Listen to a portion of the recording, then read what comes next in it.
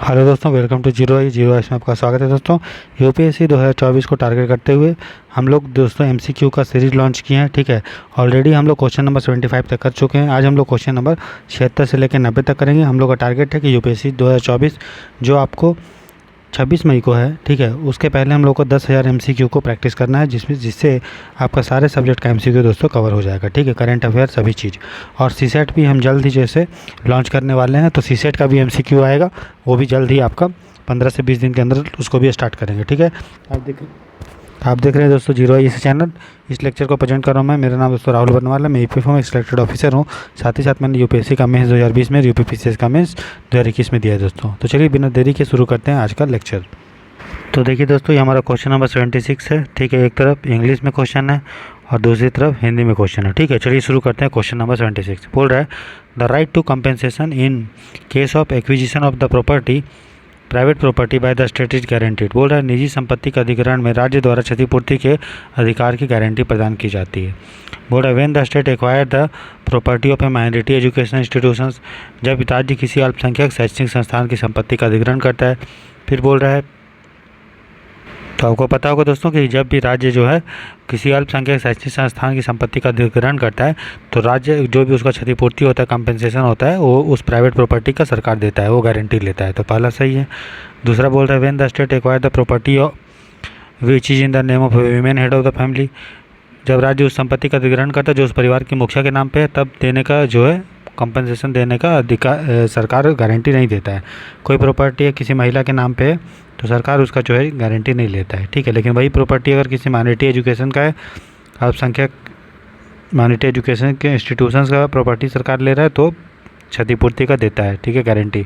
तो दूसरा गलत है। तीसरा बोल रहा है, when the state acquires the land held by a person under his personal cultivation subject to statutory ceiling limit, जब राज्य उस संपत्ति का अधिग्रहण करता है जिस पर कोई व्यक्तिगत रूप से कृषि कर रहा हो और भूमि जो है वो सांविधिक सीलिंग सीमा के भीतर हो। मतलब कोई एरिया है, ठीक है, वो लिमिट में है, मतलब इतना वो आदमी रख सकता है, और उस पर अगर खेती कर रहा है, तो अगर सरकार एक्वायर करता है तो सरकार को उसको मुआवजा देना पड़ेगा, कंपेंसेशन देना पड़ेगा। इसलिए तीसरा सही है। फिर चौथा बोल रहा है, when the state acquire the land which belongs to any religious organization, जब राज्य किसी धार्मिक संगठन से संबंधित भूमि का अधिग्रहण करता है, तो ऐसा कुछ गारंटी नहीं है कि सरकार इसके लिए आपको कंपेंसेशन देगा। ठीक है, लेकिन वही कोई माइनॉरिटी एजुकेशन का है तो देना पड़ेगा। बात समझ में आ रहा है? तो और प्लस अगर आपका वो कल्टीवेशन कर रहे हैं उस पर और लिमिट के अंदर है, तो आपको देना पड़ेगा, सरकार देगी। तो कौन सा सही उत्तर है दोस्तों? तो केवल 1 और 3। ठीक है, तो आंसर क्या हो जाएगा? 76 का सी। समझ में आ गया ना? चलिए, क्योंकि राइट टू प्रॉपर्टी देखिए पहले फंडामेंटल राइट था, मौलिक अधिकार था। अब उसको जब हम लोग लीगल राइट कर दिए हैं, तब सरकार को जो मुआवजा देने का अधिकार था, क्षतिपूर्ति का जो है गारंटी तभी देता है जब वो माइनॉरिटी एजुकेशन का हो या फिर सीलिंग लिमिट के अंदर वाला एक्वायर कर रहा है तब। ठीक, चलिए। Board of which of the following provisions of the Indian constitution reveal the secular character of the Indian state. तो अगर भारत का संविधान हम बोलते हैं कि धर्मनिरपेक्ष है, पंथ निरपेक्ष है, ठीक है, तो कैसे पता चलता है? Board equality opportunity for all religion matter of public employment, सभी लोगों को जो सभी नागरिकों को लोक नियोजन के विषय में समान अवसर है, मतलब धर्म पे हम लोग भेदभाव नहीं करते हैं। सही बात बोल रहे हैं। फिर no religious instructions to be provided any state maintain education institution, किसी भी राज्य प्रबंधित शैक्षणिक संस्थान में कोई धार्मिक शिक्षा नहीं दी जाएगी। सही बात है। फिर right of all minority to establish and administrate education institution of their choice, ये भी सही बात है कि सभी माइनॉरिटी को अधिकार है कि वो अपने हिसाब से जो है रुचि के हिसाब से शैक्षणिक संस्थानों की स्थापना कर सकते हैं, उसका प्रशासन कर सकते हैं। ठीक है, तो सभी जो ऑप्शन है उससे पता चलता है हमारा सही उत्तर से कि सभी चीज़ जो है ऊपर के तीनों ये बताता है कि भारत का जो संविधान है वो धर्मनिरपेक्ष है, पंथ निरपेक्ष है। तो समझ में आ गया आपको? इसलिए 77 का जो आंसर हो गया वो हो गया डी। क्वेश्चन नंबर अब 78 देखते हैं हम। आशा करते हैं कि आपको जो नया तरह का डिस्कशन आप अभी देख रहे हैं आपको मज़ा आ रहा होगा दोस्तों। अगर कमेंट सेक्शन में अगर मज़ा आ रहा है तो उसमें कमेंट में लिख के आप बताइए, ठीक है, किस तरह से आपको ये इनिशिएटिव लग रहा है। और ज़रूर लेक्चर को लाइक कीजिए, चैनल को शेयर कीजिए और सब्सक्राइब कीजिए, ठीक है, ताकि जो भी गरीब बच्चे हैं, जो गांव के बच्चे हैं, जिनको अच्छी क्वालिटी एजुकेशन नहीं मिल पा रही है, वो फ्री ऑफ कॉस्ट जो है अच्छे से पढ़ के और एग्जाम में दोस्तों सफलता प्राप्त कर सकते हैं। ठीक है, चलिए क्वेश्चन नंबर 78 देखिए दोस्तों। बोल रहे with reference to the Lokpal and Lokayukta act 2013 consider the following statement. 2013 का हमारे पास लोकपाल और लोकायुक्त अधिनियम है, तो उसके संदर्भ पे हम लोग को विचार करना है। बोल रहा है Lokpal consist of a chairperson with maximum of 8 members of which 50% are to be judicial member. ठीक है, तो देखिए, आपको पता है कि 2013 में हम लोगों ने सेंटर पे लोकपाल बनाया था, ठीक है, और स्टेट गवर्नमेंट को बोला था कि वो लोकायुक्त बनाने के लिए। तो उसमें बोला गया था कि जो भी लोकपाल का एक चेयरमैन होगा, ठीक है, उसका एक चेयरमैन होगा और मैक्सिमम उसमें 8 लोग होंगे, और जितने भी लोग होंगे उसमें से 50% लोग उसके न्यायिक सदस्य होना चाहिए। एकदम सही बात है, ठीक है। फिर इसमें यह भी बोला गया है कि जितने भी लोकपाल के सदस्य होंगे, ठीक है, उसमें से 50% SC ST और OBC माइनॉरिटी महिला से होंगे, ये भी सही बात है। फिर बोल रहा है कि the prime minister of India does not come under the purview of Lokpal. Bharat का प्रधानमंत्री लोकपाल के अधिकार क्षेत्र में नहीं आता है, अधीन नहीं है, ये गलत है। लोकपाल का इतना पावर है कि प्रधानमंत्री को भी वो करप्शन के केस का जांच कर सकता है, ठीक है, समझ में आया। तो प्रधानमंत्री भी उसके आते हैं दायरे में, साथ ही साथ group A B C D सभी ऑफिसर्स इसमें दोस्तों आते हैं। क्लियर है, समझ में आया।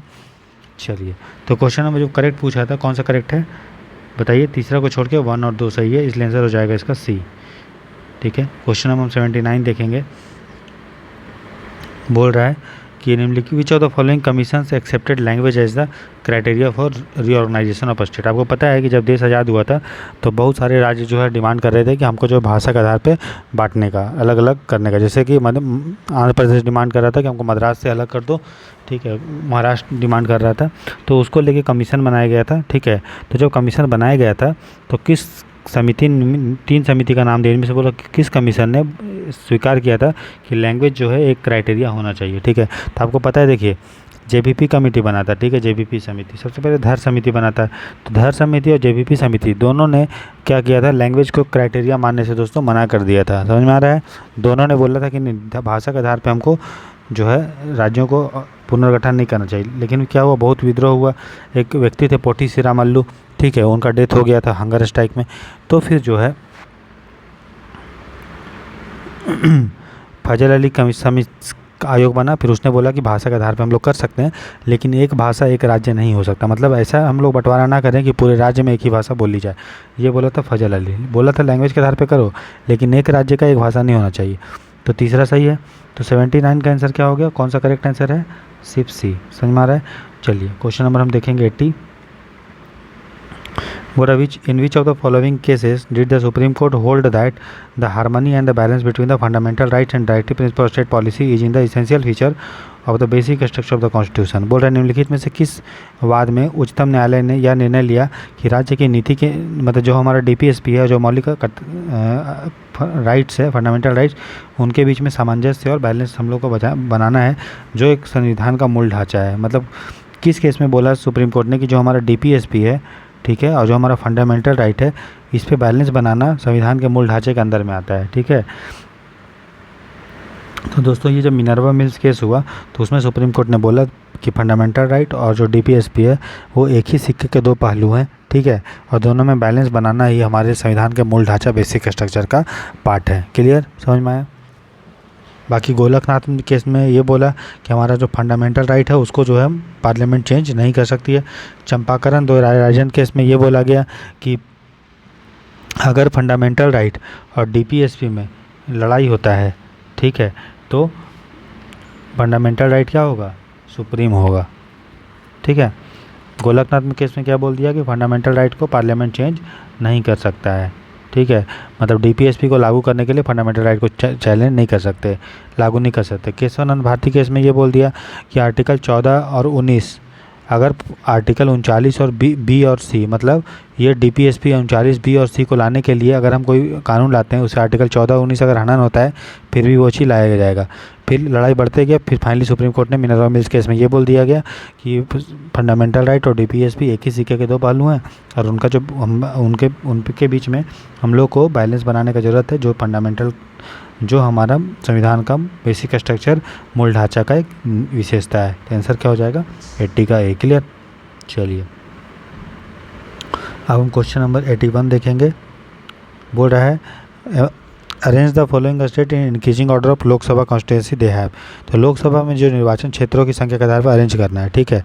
तो सबसे पहले देखिए, जो आपका बिहार है, ठीक है, तो बिहार में आपका कितना सीट है, अगर आप देखो, सबसे पहले देखिए जनसंख्या के हिसाब से बटा है, ठीक है, समझ में आया। सबसे पहले आप ये जान लो, तो अगर जनसंख्या के हिसाब से बटा है, ठीक है, क्लियर।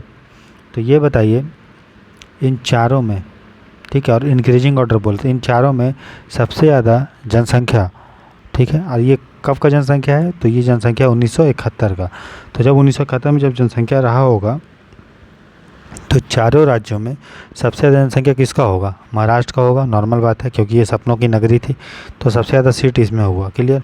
अच्छा, तो उसके बाद ये बताइए कि उसके बाद जनसंख्या किसका रहा होगा, बंगाल का।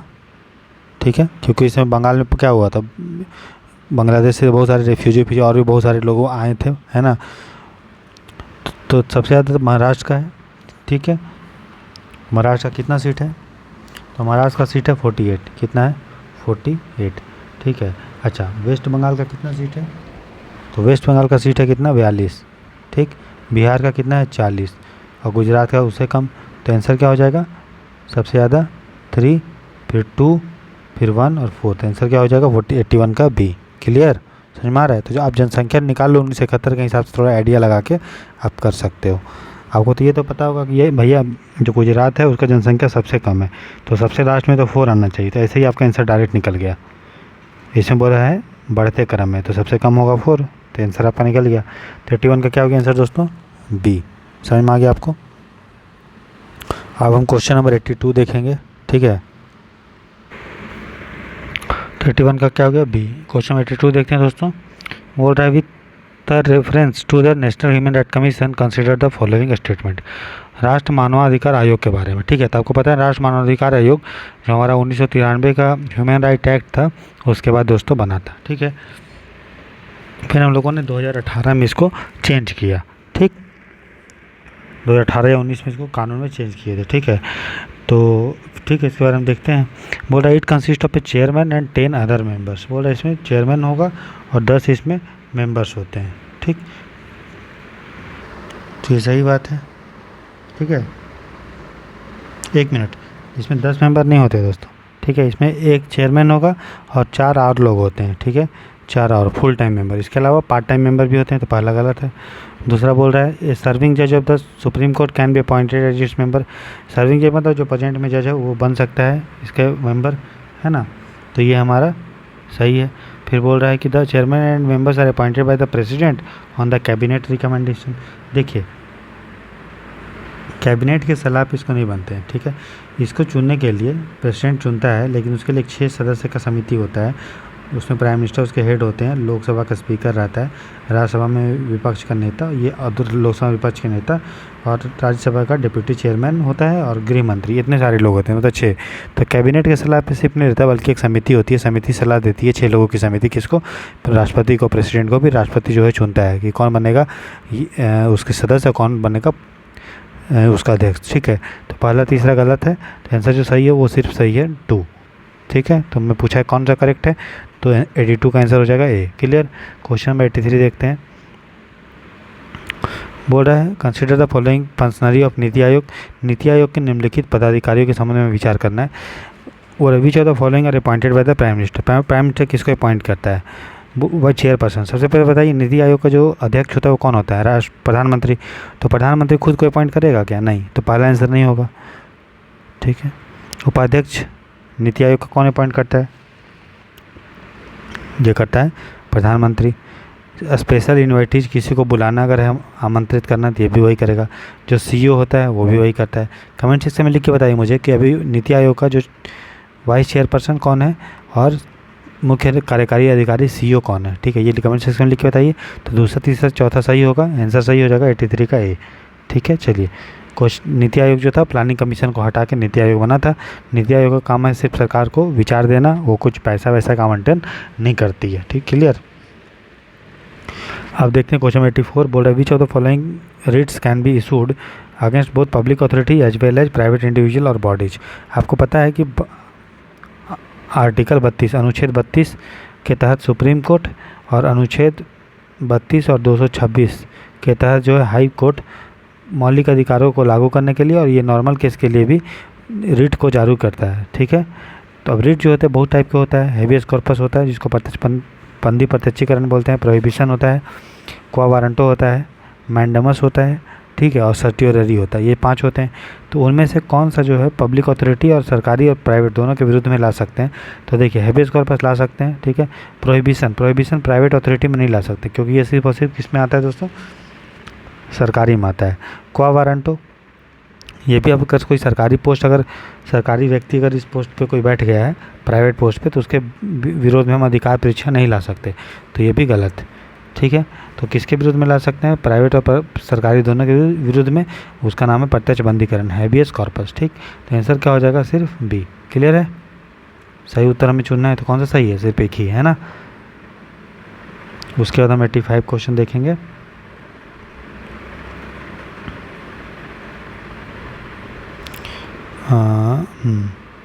बोल रहा है consider the following customer regarding human state human right commission.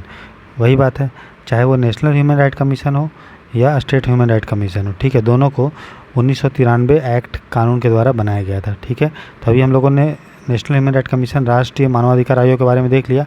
अब राज्य मानवाधिकार आयोग के बारे में देखिए। बोल रहा है it can inquiry into violation of human right only in the respect of subject mention in the state list. बोल रहा है राज्य सूची में ही जो मैटर होगा उसी में अगर मौलिक अधिकार का हनन हो रहा है तभी ये ला पाएगा, ऐसा नहीं है। चाहे वो मौलिक अधिकार का हनन हो राज्य सूची में को लेके, ठीक है, या फिर समवर्ती सूची को, कंकरेंट लिस्ट को लेके, तब जो है लाया जा सकता है। क्लियर है? समझ में आया? तो इसलिए पहला गलत होगा। दूसरा बोल रहा है it can intervene in any proceeding involving allegation of violation of the human right pending before a court. बोल रहा है यार न्यायालय में लंबित मानवाधिकार के उल्लंघन से संबंधित किसी भी कार्रवाई में हस्तक्षेप कर सकता है। मान लीजिए कोई मैटर है वो पेंडिंग है हाई कोर्ट में, हाई कोर्ट की सुन रहा है उसको, और ये मैटर पे लग रहा है मामले पे कि स्टेट ह्यूमन राइट कमीशन को आना चाहिए, तो ये इंटरवीन कर सकता है। ठीक है, तो दूसरा सही है। कौन सा सही है? ठीक है, तो सिर्फ होगा बी, केवल 2। क्लियर? 35 का आंसर हो गया बी। क्वेश्चन नंबर 86 देखते हैं। बोल रहा है which of the following directives is are provided under the constitution of India. Bharat के संविधान के अंदर निम्नलिखित में से कौन सा निर्देश दिया गया है? ठीक है, बोला to promote international peace and security. ठीक है, ये आपको पता है directive principle of state policy के अंदर जो है आर्टिकल कौन सा है? शायद ये 51, उसके तहत अंतर्राष्ट्रीय पीस एंड सिक्योरिटी की बात बोली गई है, तो पहला सही है।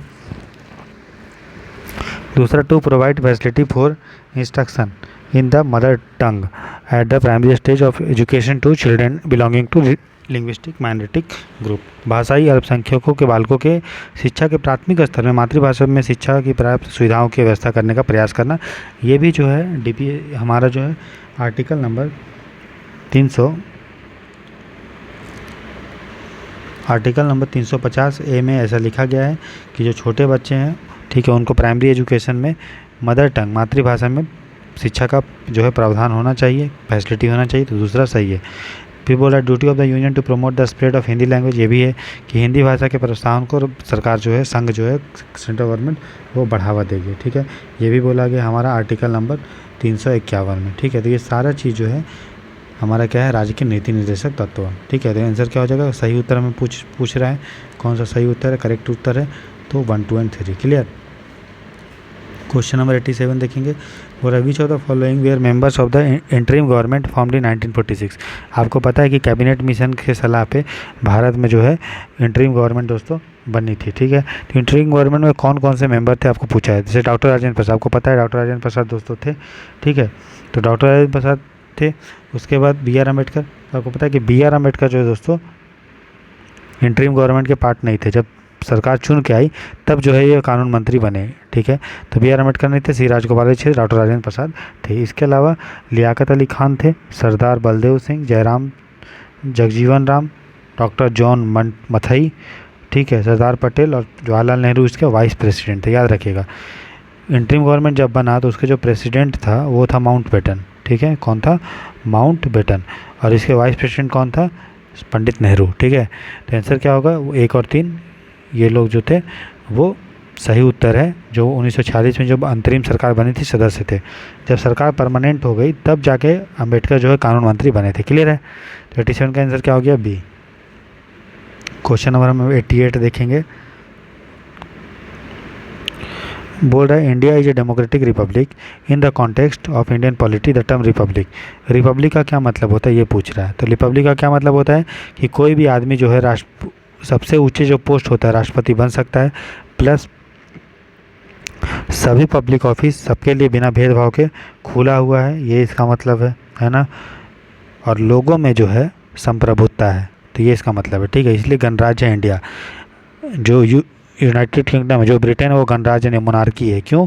क्योंकि सभी लोग जो है राष्ट्रपति नहीं बन पा, वहाँ पे रानी वही बन पाएगा जो रानी के ख़ानदान का है, ठीक है। लेकिन इंडिया में ऐसा नहीं, राष्ट्रपति कोई भी बन सकता है, ठीक है, कोई भेदभाव नहीं है। फिर लोगों में, यहाँ में इंडिया में जो राजनीतिक संप्रभुता है वो लोगों में निहित है, ठीक है। तो आंसर क्या होगा 88 का सी, ठीक है। इसीलिए भारत रिपब्लिक है। क्लियर। आज का सेकंड लास्ट क्वेश्चन देखते हैं। 89 बोल रहा है, open competition system of selection and recruitment of civil service was first introduced bye.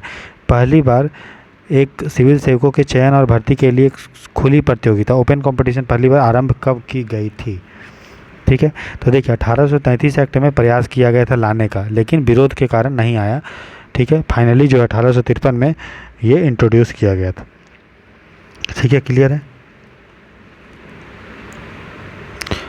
आज का लास्ट क्वेश्चन देखते हैं, क्वेश्चन नंबर 90।